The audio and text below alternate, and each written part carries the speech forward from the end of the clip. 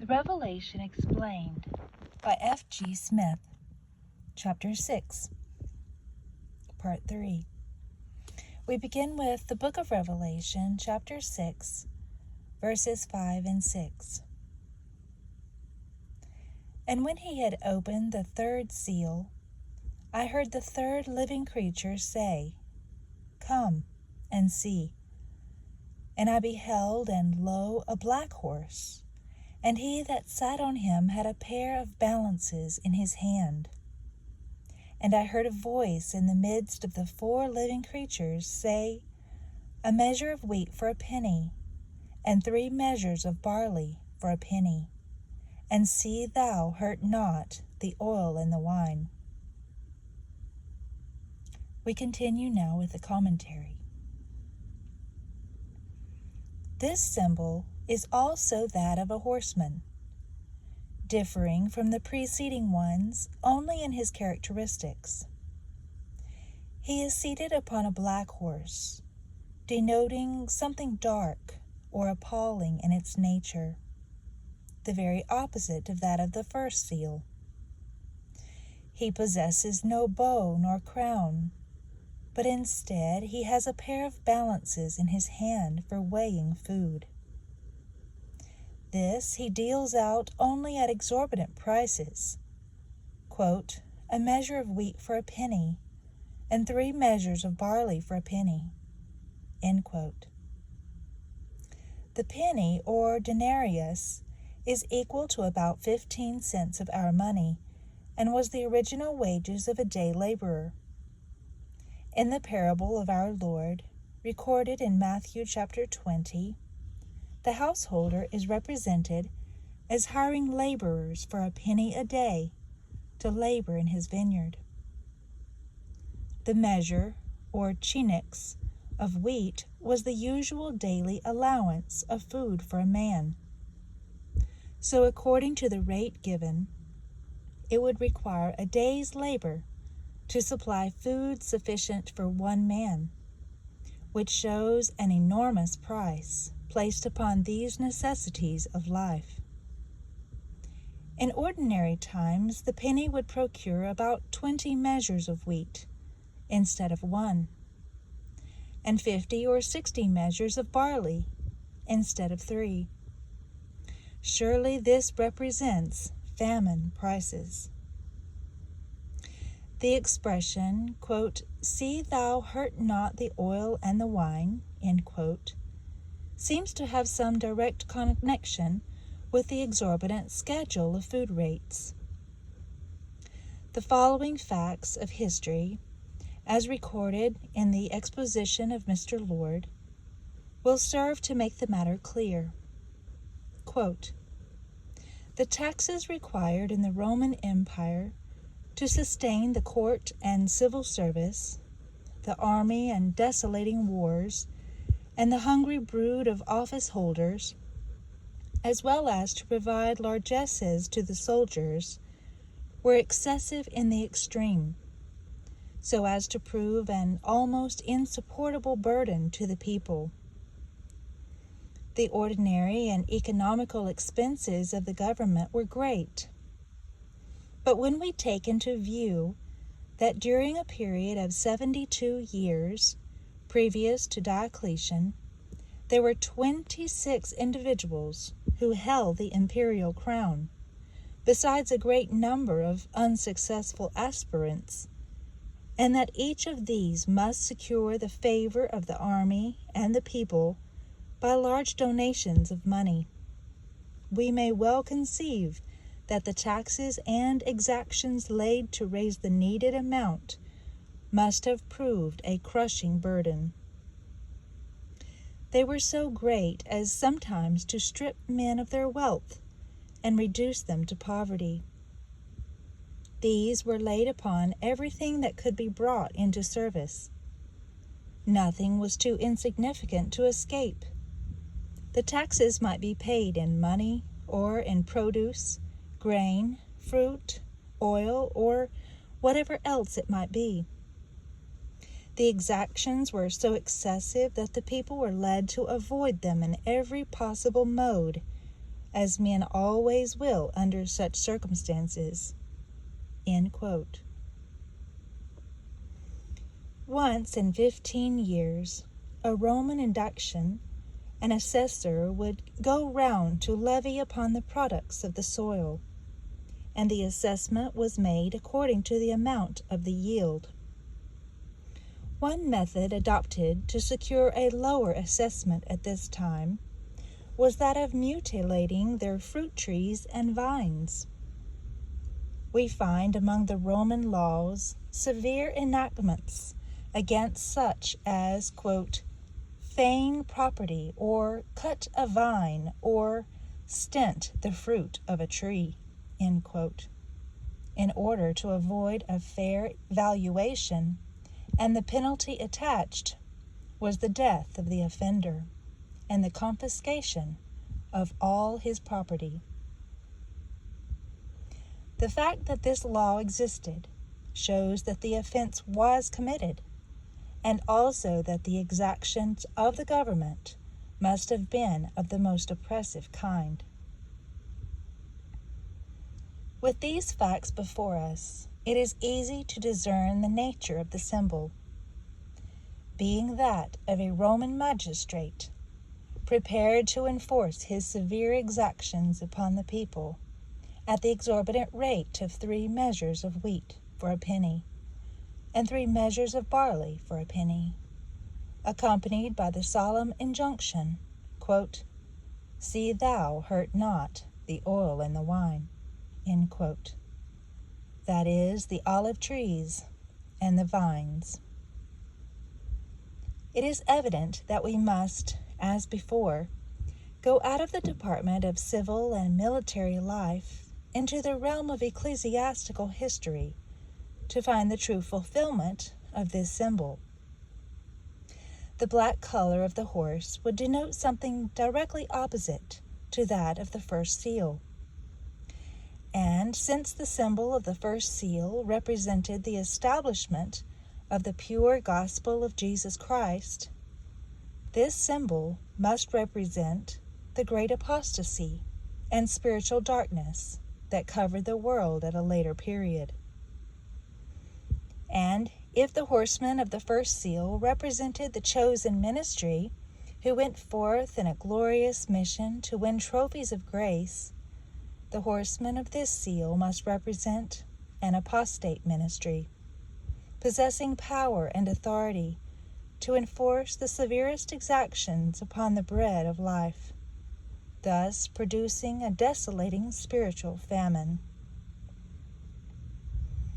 This marvelous change from the humble apostolic ministry to an apostate one did not occur suddenly, but by degrees. And as it has a great bearing upon other lines of truth to be brought out in subsequent chapters, it will be profitable to consider the most important steps by which this transformation was effected. When the desire for precedence or superiority first manifested itself among the disciples, Christ repressed it. Referenced in the book of Matthew, chapter 20, verses 25 and 26. And it appeared no more in their midst. But before the close of the first century, it is evident that a thirst for preeminence existed in the hearts of some who had been the servants of the church. An example of this is to be found in Diotrephes, who exalted himself above his ministerial associates. The Apostle John says concerning him, quote, "I wrote unto the church, but Diotrephes, who loveth to have the preeminence among them, receiveth us not. Wherefore, if I come, I will remember his deeds which he doeth, prating against us with malicious words, and not content therewith. Neither doth he himself receive the brethren, and forbiddeth them that would, and casteth them out of the church." End quote. From the 3rd book of John, verses 9 and 10. In the historical extracts given in the explanation of the first horseman, it is clear that the first ministers were all equal. But a time came about the close of the first century when the most influential among the clergy grasped the power and exalted themselves to a position of authority over the rest. The manner in which this transformation was effected is explained by the learned Geisler as follows. Quote, "After the death of the apostles and the pupils of the apostles, to whom the general direction of the churches had always been conceded, some one amongst the presbyters of each church was suffered gradually to take the lead in its affairs. In the same irregular way, the title of bishop was appropriated to the first presbyter." End quote. From his Ecclesiastical History, Volume 1, page 65. In the days when the apostles were active in the affairs of the church, there were but two classes in the ministry: elders or bishops and deacons.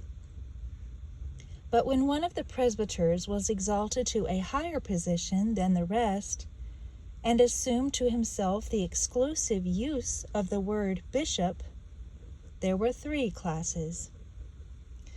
To quote the words of G.O.P. Fisher, George Fisher, quote, "After we cross the limit of the first century, we find that with each board of elders there is a person to whom the name of bishop is specially applied, although for a long time he is likewise often called a presbyter. In other words, in the room of a twofold, we have a threefold ministry." End quote. From History of the Christian Church, page 51. The height to which the single bishop of authority in a church had been exalted is well illustrated in the Ignatian epistles. Ignatius was a bishop of Antioch and was condemned by the Emperor Trajan to suffer death by being thrown to the wild beasts in the amphitheater in Rome. His execution in this manner took place December the 20th, A.D. 107. He wrote a number of epistles, a few extracts from which I will give. Quote, "Wherefore it is fitting that ye should run together in accordance with the will of your bishop, which thing also ye do.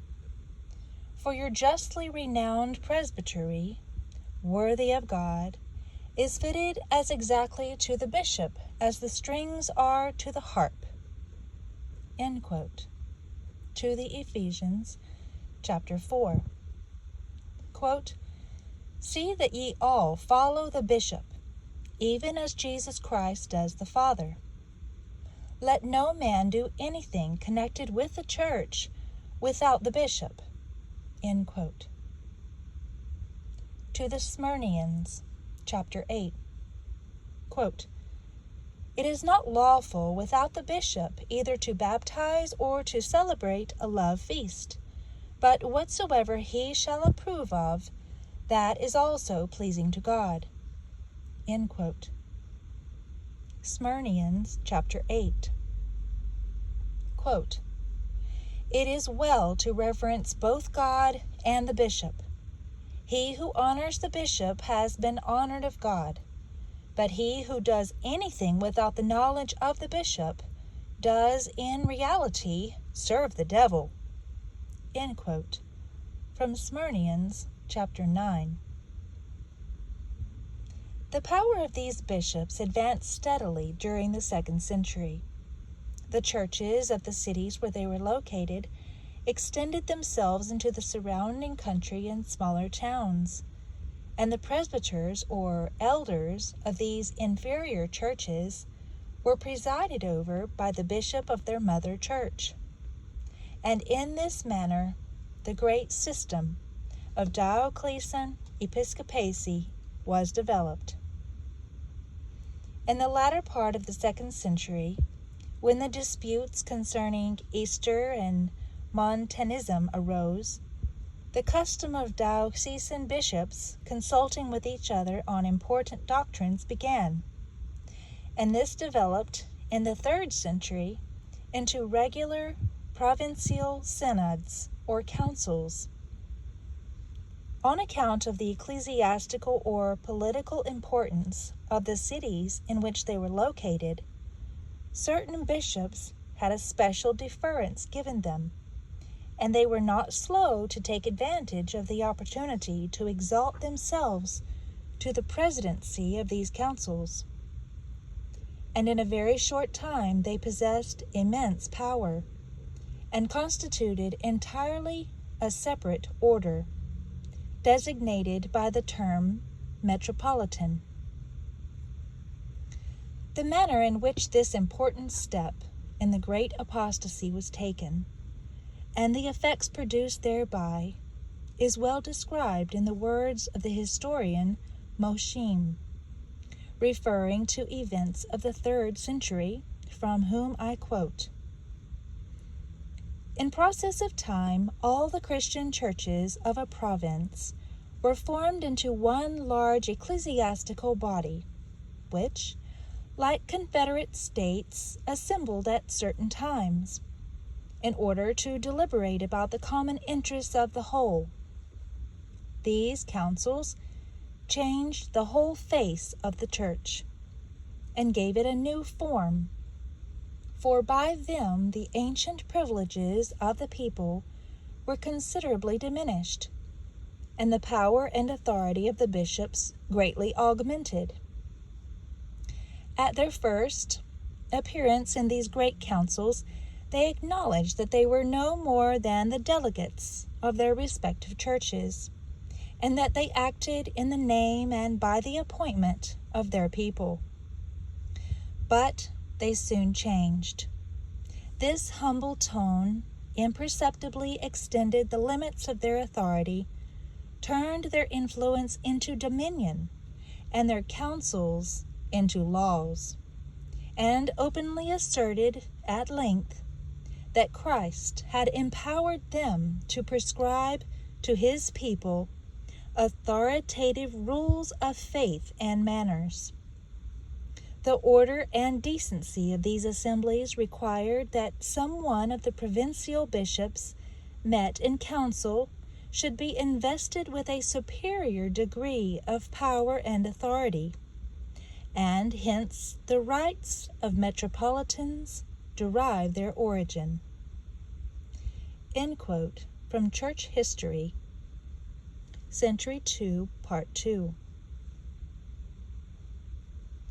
When a usurping clergy grasped the power to prescribe, quote, authoritative rules of faith and manners, end quote, to employ the words of Mosheim, we may well conceive that the true amount of pure spiritual food was exceedingly small, and could be procured only at starvation rates. He who reads the ecclesiastical events of the 3rd century will find it only too true that many of the cardinal virtues of apostolic Christianity were almost lost sight of, and that a great spiritual famine existed in the earth, over which this dark horseman of the 3rd seal careered. Instead of salvation through the Spirit of God being carefully taught, baptismal regeneration was exalted, and the people were instructed in the saving virtues of the Eucharist. The Platonic idea concerning sin having its seat in the flesh was adopted, and therefore perfect victory or sanctification was made to consist in the mortification of the natural appetites and desires of the body, with the result that a life of fasting, celibacy, or self-inflicted torture was looked upon as the surest means of obtaining the favor of heaven. the writings of such eminent church fathers as Tertullian, Origen, Cyprian, and others, now lying before me, contain the surest evidences of the woeful extent to which this dark cloud of superstition and error had settled down over the world during the period of which I write.